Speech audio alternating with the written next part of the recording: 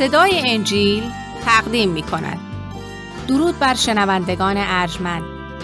این صدای انجیل است، تنها صدای راستی و حقیقت که از ازل بوده و تا ابد خواهد بود. برنامه‌های ما همه روزه و در همین ساعت از رادیو روی امواج کوتاه پخش می شود. شما می توانید از طریق شبکه‌های اجتماعی فیسبوک، گوگل پلاس و یوتیوب با تایپ فارسی رادیو صدای انجیل با ما در تماس باشید. آدرس ایمیل ما از این قرار است: radioenjil@gmail.com. تکرار می کنم، آدرس ایمیل ما radioenjil@gmail.com و تلفن تماس ما 201 616 920 1791. تکرار می کنم، 201 616 920 1791. از شما دعوت می کنیم که به برنامه این ساعت صدای انجیل توجه فرمایید.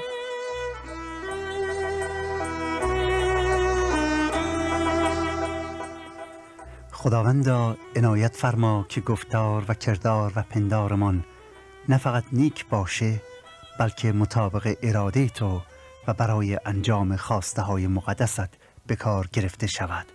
زیرا تو مطلق و کامل و قدوس و ازلی و جاودان هستی و در تو هرگز تباهی و ظلمت و فساد نیست و تا ابدالآباد تو خدای قادر مطلق و مجید و لایتغیر خواهی بود.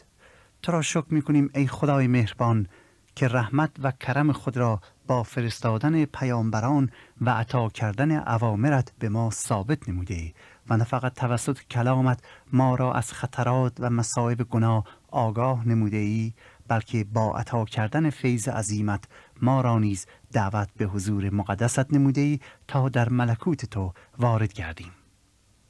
بارالها استدعا می‌کنیم که در این ساعت ما را که تشنه شناخت تو هستیم یاری بده تا از کلام مقدست چیزهای عجیبی رو بیاموزیم. این تمنا را به نام نامی یگانه منجی زنده بشریت یعنی عیسی مسیح زنده می‌طلبیم. آمین.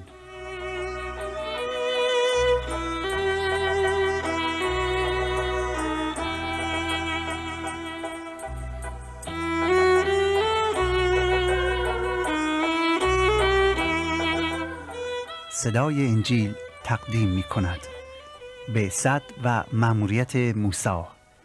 اقتباس از سفر خروج، دومین کتاب تورات مقدس.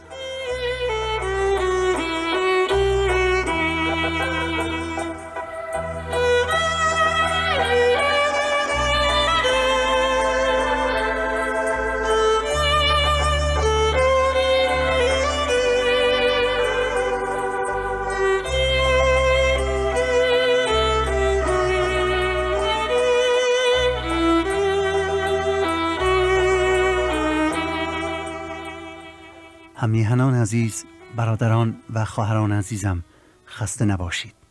امیدوارم که به فیض خداوند متعال خوش و سلامت باشید و اشتیاق شنیدن ندای آسمانی که آرامی جان و تسلی خاطر عطا می کند باشید و حیات ابدی رو در وجود خود داشته باشید. خدا کند اشتیاق شناخت خدا همیشه در وجودتون شعله‌ور باشه. در ادامه مطالعه کلام مقدس تورات توجه خود را به فصل 3 از کتاب خروج کرده و درباره دعوت موسی و کار او از جانب خدا یا مأموریتش که خداوند به او محول می کند آیات را مورد توجه قرار می دهیم و با حقایق الهی آشنا می شویم. 80 سال از عمر موسی می گذشت که یک روز در حینی که گله های پدرزن خود را در بیابان مدیان نگهداری می کند، از دور بوته ای را مشاهده می کند که مشتعل بود، اما بوته از بین نمی رفت و نمی سوخت. پس به طرف بوته می رود تا ببیند که علت آن چیه؟ چرا آن بوته در آتش است اما سوخته نمی شود؟ وقتی که به طرف بوته آتشین می رسد، ندای خدا را می شنود که می گوید ای موسی، ای موسی. موسی انتظار نداشت که این صدا از جانب خدا باشه. ترس او را فرا می گیرد و با کلمه لبیک به ندا پاسخ می دهد. خدا به او می گوید بدینجا نزدیک مشو و نعلین خود را از پاهایت بیرون کن، زیرا مکانی که در آن ایستاده ای زمین مقدس است. موسی کفش‌هایش را در می آورد. آنگاه ندای آسمانی خود را معرفی می کند و می گوید: ای موسی، من هستم خدای پدرت، خدای ابراهیم و خدای اسحاق و خدای یعقوب. من هستم خدای پدرت، خدای ابراهیم و خدای اسحاق و خدای یعقوب. وقتی موسی متوجه می شود که این خدای تعالی است که داره با او سخن می راند، روی خود را می پوشاند و صورت خیش را به زمین می اندازد، چون ترسید که به خدا بنگرد و یا به سوی ندا توجه نماید. موسی از نیاکان خود درباره خدای قادر مطلق، خدای عظیم و مقتدر، خدای خالق و خدای قدوس مطالب بسیاری آمیخته بود. او می‌دانست که چگونه این خدای نادیده بر پدرانش حضرت ابراهیم و اسحاق و یعقوب ظاهر شده و آنان را از سرزمین آمور به سوی کنعان هدایت کرده بود. به پاس قدوسیت و احترام خدا و متوجه شدن به وجود نالایق و خطاکار خود روی بر زمین می نهد و خدا را پرستش می کند. باز ندای الهی شنیده می شود. می گوید: و خداوند گفت: هر آینه ای موسی، مصیبت قوم خود را که در مصرند دیدم و استغاثه ایشان را از دست سرکاران ایشان شنیدم، زیرا غم‌های ایشان را می‌دانم. اینک استغاثه بنی اسرائیل نزد من رسیده است و ظلمی را نیز که مصریان بر ایشان می‌کنند دیدم. پس اکنون بیا تا تو را نزد فرعون بفرستم و قوم من بنی اسرائیل را از مصر بیرون آوریم. پس اکنون بیا تا تو را نزد فرعون بفرستم و قوم من بنی اسرائیل را از مصر بیرون آورم. خداوند تعالی موسی را برمیگزیند و به او مأموریتی میدهد و مأموریتش این بود که او قوم بنی اسرائیل را از مصر به سوی سرزمین کنعان، سرزمین ابا اجدادشون، یعنی سرزمینی که ابراهیم و اسحاق و یعقوب در آن زندگی می‌کردند و خداوند آن را وعده داد که به نسلشون عطا کند، هدایت نماید. راستی دوستان عزیز، هرگز این سوال را کرده اید که چرا خدا موسی را برگزید؟ او که دیگه پیرمرد بود، 80 سال از عمرش گذشته بود، او که آدم کشته بود. راستی چرا خدا موسی را برگزید؟ آیا خدا موسی را به خاطر قامت و قدرت بدنی و فهم و شعورش برمیگزیند؟ و آیا خدا او را برای اینکه عادل و پاک و معصوم بود و گناهی مرتکب نشده بود برمیگزیند؟ جواب این است که هیچ یک از این چیزها عامل برگزینش موسی نبود. خدا هرگز انسان را مطابق ظاهرش قضاوت نمی کند. دقت کنید، خدا هرگز آدمی را طبق ظاهرش قضاوت نمی کنه، بلکه خدا همیشه به باطن می نگرد. خدای تعالی موسی را به خاطر تحصیلاتش برنگزید، چون می دانیم اکثر پیغمبران خدا از طبقه بسیار فقیر و حتی بی سواد بودند. خدا موسی را به خاطر توانایی جسمش برنیانگیزید. موسی در این ایام 80 ساله بود و به قول معروف یک پاش لب گور بود. و موسی انسان پاک و مقدس هم نبود، بلکه او از روی خشم حتی یک مصری را کشته بود و مطابق قانون او یک قاتل محسوب می شد. و به خاطر همین امر بود که او از مصر فرار کرد. چرا؟ چون می دانست سزای عملی که انجام داده است مرگ است. ولی خدا موقعی موسی را برمیگزیند که موسی در خودش هیچ چیزی نداشت. او کاملا بی ارزش بود.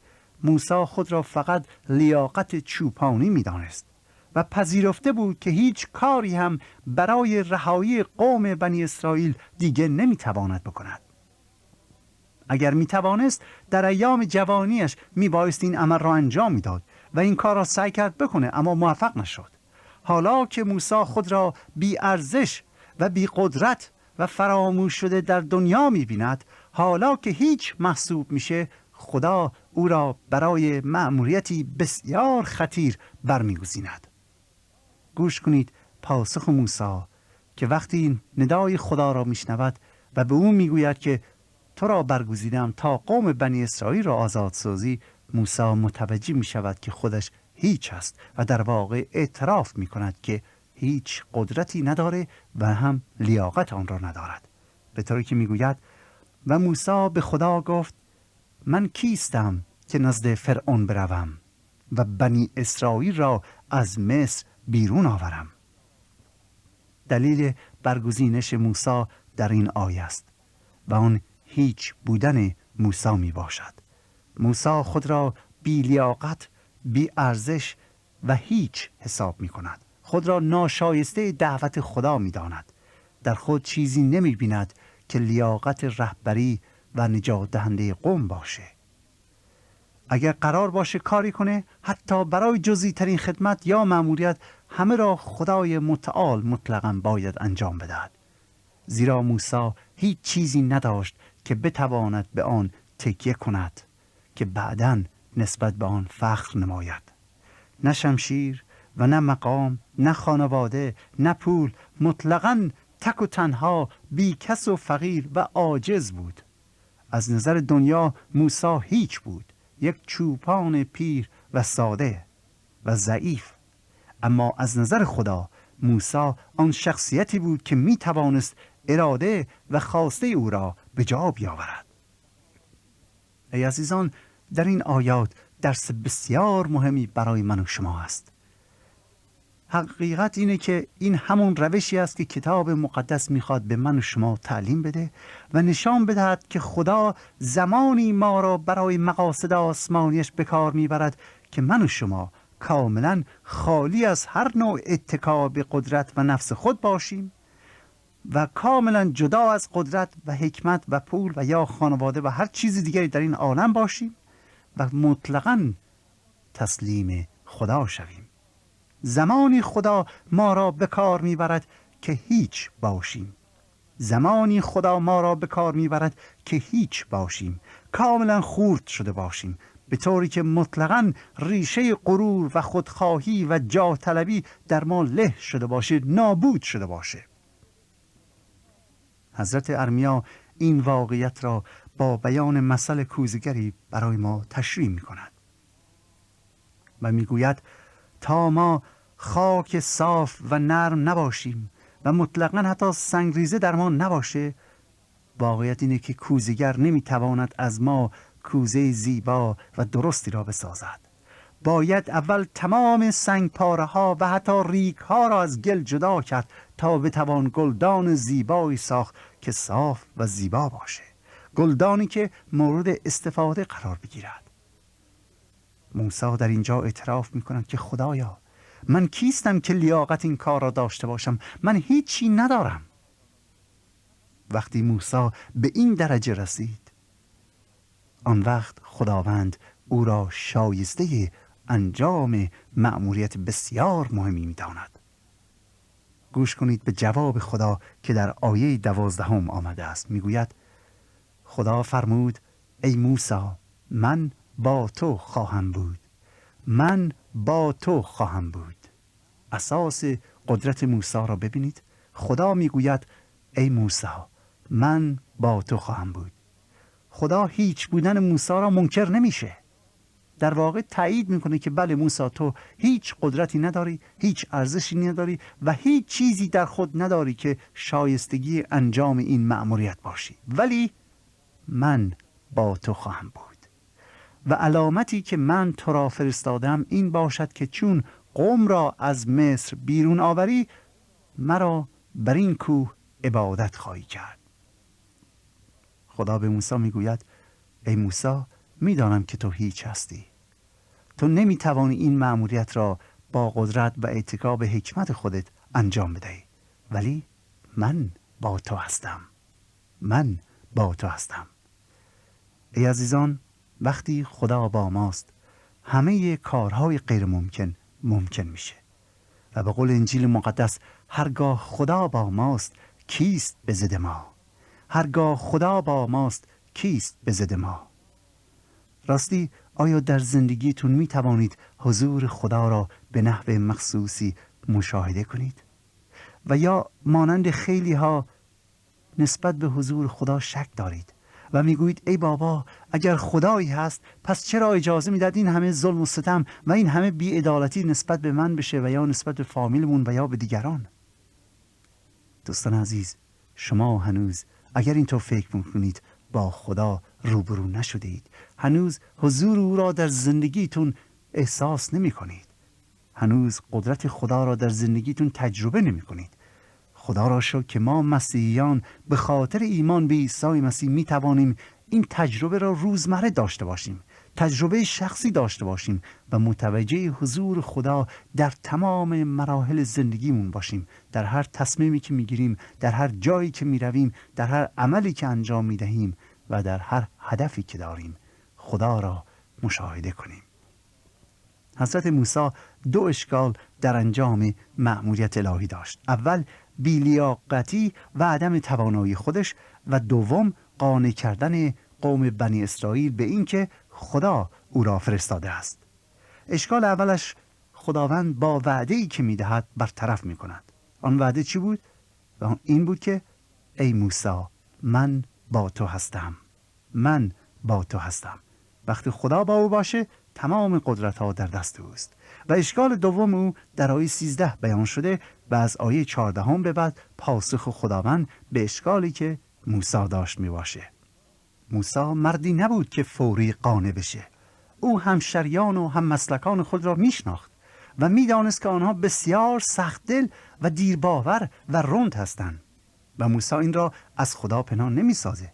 به طور که فصل 4 موسی به خدا میگوید که ای خدا این مردم حرف مرا گوش نخواهند کرد، باور نخواهند کرد که اگر بگویم تو مرا فرستادی. یعنی ای خداوند قوم بنی اسرائیل به 1 و یا 2 دلیل ساده قانع نخواهند شد که من فرستاده تو هستم و تو میخوای آنها را از این عذاب و این ظلم برهانی. اجازه بدید از کلام خدا بخونم. آیه 13 فصل 3 کتاب خروج. موسی به خدا گفت اینک چون من نزد بنی اسرائیل برسم و به دیشان بگویم خدای پدران شما مرا نزد شما فرستاده است و از من بپرسند که نام او چیست، به دیشان چه بگویم؟ این اشکال دوم موسی بود که خدایا من به قوم بنی اسرائیل وقتی از من میپرسند که کی تو رو فرستاده چه جوابی بدهم؟ گوش کنید به جواب خداوند که از آیه 14 خدمتتون میخونم. خدا به موسی گفت هستم آن که هستم. دقت کنید جواب خدا چیه؟ هستم آن که هستم. در جواب موسی خداوند میگوید بگو که هستم که هستم و گفت به بنی اسرائیل چنین بگو احیه که به معنی هستم است، او مرا نزد شما فرستاده. و خدا باز به موسی گفت به بنی اسرائیل چنین بگو یهوه خدای پدران شما، خدای ابراهیم و خدای اسحاق و خدای یعقوب مرا نزد شما فرستاده است. این است نام من تا ابدالآباد و این است یادگاری من نسلا بعد نسل.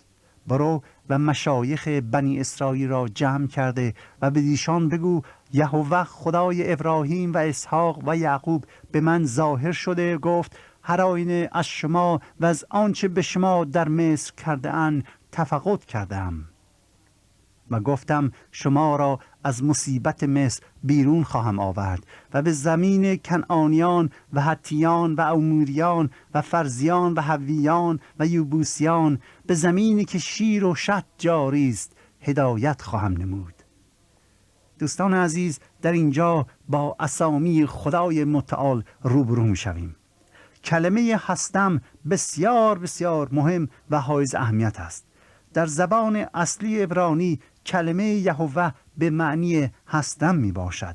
این نام خدای قادر مطلق، خدای یکتا و بی نیاز، خدای بی شریک، خدای عظیم، خدای کریم و خدای غیر فانی و تنها خدای حقیقی است. کلمه احیه یا یهوه آنقدر برای یهودیان مهم و مقدس محسوب می شد که از ترس اینکه مبادا نام خدای یکتا را حتی دقیقاً تلفظ نکنند از بکار بردن آن نام خودداری می ورزیدند. زیرا می ترسیدند که مبادا نام قدوس او را به خاطر تلفظ غلط بی حرمت سازند. حضرت داوود در زبور 135 آیه 13 درباره این خدا یکتا و نام مقدسش میگوید: ای خداوند، نام تو است تا ابدالآباد و ای خداوند، نام تو یادگاری است تا ابدالآباد. و در زبور 136 تماما درباره صفات و الطاف این خدا سخن می‌راند. حالا خداوند به موسی میگوید: من هستم، من هستم. میگوید برو به قوم بگو که من هستم مرا فرستاده است. بدان معنی است که قوم بدانند که خدا هست، خداوندی هست، آنها را فراموش نکرده، آنها را در این کهکشان‌های بزرگ رها نکرده. خدا هست، هستم که هستم. بعد از این امر باز خدا مأموریت به موسی میدهد که برو و به قوم نه فقط بگو که هستم که هستم مرا فرستاده، بلکه به آنها بگو که مصیبت شما را میدانم. من نسبت به شما تفقد کرده و شما را از سرزمین مصر، از بندگی مصریان آزاد می کنم و به سرزمین کنعان یا اسرائیل امروزی هدایت خواهم نمود. چند بار در این آیات ملاحظه می کنیم که خدا می فرماید که من خدای ابراهیم و اسحاق و یعقوب هستم. دلیل این آیات اینه که خداوند به موسی و به قوم بنی اسرائیل میخواد یادآوری کند که او خیشتن را به حضرت ابراهیم و پسرش اسحاق و یعقوب آشکار ساخته و با آنان بوده است و از آنها محافظت کرده و وعده داده است که به فرزندان آنان نیز رحمت نشان بدهد. و قوم بنی اسرائیل میدانستند که یهوه خدا یکتا خود را به ابراهیم و اسحاق و یعقوب آشکار کرده بود. آنان ایمان کامل داشتند که این خدا بوده که قوم بنی اسرائیل را تا به حال نگهداری کرده. و حالا همین خدای یکتا موسی را میفرستد تا نه فقط آنان را از مصیبت و فلاکت و بدبختی، از ظلم و ستم نجات بده، بلکه به سرزمین نعمت و آزادی، سرزمین سرسبز و آباد هدایت کند. مقصود از سرزمین شیر و شد همان سرزمین آباد و پر نعمت است. خدا دوستان نه فقط آدمی را از بلا و فلاکت آزاد میکنه، بلکه او را نیز در جای امن و آرامی قرار میدهد، جایی که مملو از آرامش باشد. نه فقط آنان را از مصر میرهاند، بلکه آنان را نیز به سرزمین پربرکتی هدایت میکند. و دوستان عزیز، خدا نه فقط گناهان من و شما را میبخشه، بلکه توسط فیض خودش قلب‌هایی که بر اثر رحمت خدا از گناهان خالی میشن، آن را با عطایای روح القدسش پر میکنه تا آنکه مبادا گناه در آن مجدداً جای بگیرد. و ای عزیزان، فقط و فقط در مسیحیت است که ما از این لطف خدا آگاه و بهره مند میشویم. در مذاهب دیگر مردم سعی میکنن که فقط رحمت خدا را نصیب خود کنن، یعنی ای خدا گناهان ما را بیامرز، اگر خدا گناهان ما را ببخشه دیگه هیچی از خدا نمیخوایم. مردم طالب بخشش گناه هستند و از خدا میخوان که کاسه قلب آنها را از گناه خالی کنند. ولی چه فایده داره که کاسه قلب آدمی خالی باشه؟ دقت کنید، چه فایده داره که کاسه قلب آدمی خالی باشه؟ میدونین چرا؟ زیرا دلی که خالی باشه باز تمایل به گناه داره و مجدداً به سوی گناه روی میآوره و خود را آغشته در گناه میکند.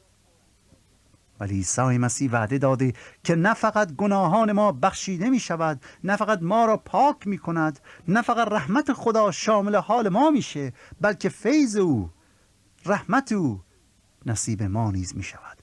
و فیض خدا دوستان عزیز شامل عطایایی است که او به ما می دهد تا قلب گناه‌آلود ما پس از اینکه از هر خطا و گناه خالی و پاک شد پر گردد، آن هم از روح القدس. روح القدس نیروی خداوندی است که هر شخصی که به عیسی مسیح ایمان می آورد آن را دریافت می کند. روح خداوند حیات و نیرو و عطایای روحانی را در قلب‌های ما به وجود می آورد و این ثمرات و یا این عطایای آسمانی که بر اثر فیض خدا دریافت می کنیم عاملی می گردد که در به دست آوردن رضایت و طریق حق موفق و مرید بشویم. در رساله به غلاطیان از انجیل مقدس می‌خوانیم که ثمره روح، یعنی نتیجه‌ای که بر اثر داشتن روح القدس در زندگی ما آشکار خواهد شد، عبارتند از محبت، خوشی، سلامتی، تواضع، نیکویی و مهربانی است. یعنی اگر ما از گناهان خودمون آزاد شده باشیم، اگر بخشش گناه را دریافت کرده باشیم، عیسی مسیح نه فقط گناهان را از ما دور میکنه و به ما اطمینان میده که حیات جاودانی داریم، بلکه روح القدس هم به ما عطا میکنه تا این ثمرات را در زندگی این عالم، در زندگی که امروز داریم، آشکار بشه و ببینیم. میگوید ثمراتی کسانی که روح القدس را دارن محبت، خوشی، سلامتی، تواضع، نیکویی و محبت و رحمت است که هیچ شریعتی مانع انجام چنین کارهایی نیست.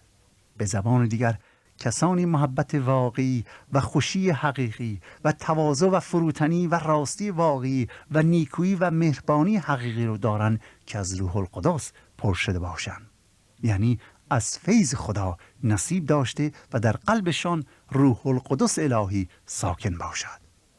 و مسلماً فقط این نوع افرادی هستند که زندگیشون دارای معنی و مقصود هست و خود را هرگز بیفایده نخواهند پنداشت. چرا؟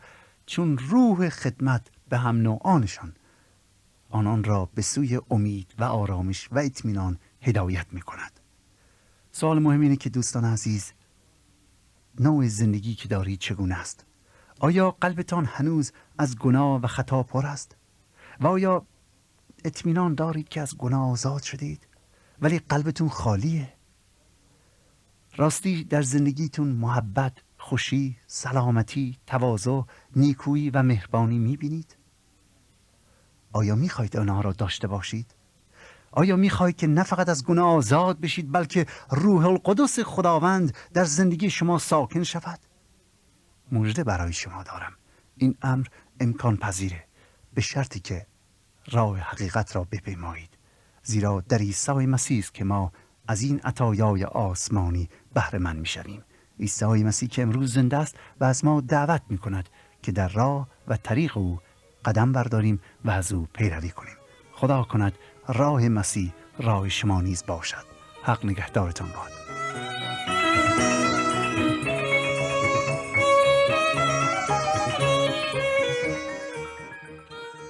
آنچه شنیدید برنامه‌ای بود از رادیو صدای انجیل. خوشحال می‌شویم که با ما مکاتبه کنید و از نشریات و ادبیات ما استفاده نمایید و از طریق شبکه‌های اجتماعی فیسبوک، گوگل پلاس و یوتیوب با تایپ فارسی رادیو صدای انجیل همراه ما باشید. همچنین از طریق تلفن و ایمیل نیز می‌توانید با ما تماس بگیرید. آدرس ایمیل ما از این قرار است: radioinjil@gmail.com. تکرار می کنم، ایمیل ما radioinjil@gmail.com و تلفن ما 201-616-920-1791. تکرار می کنم، 201-616-920-1791. تا برنامه دیگر و روز دیگر، خدای یکتا و مسیح زنده با شما باشد. ماراناتا، یعنی خداوند به زودی برمیگردد. آمین.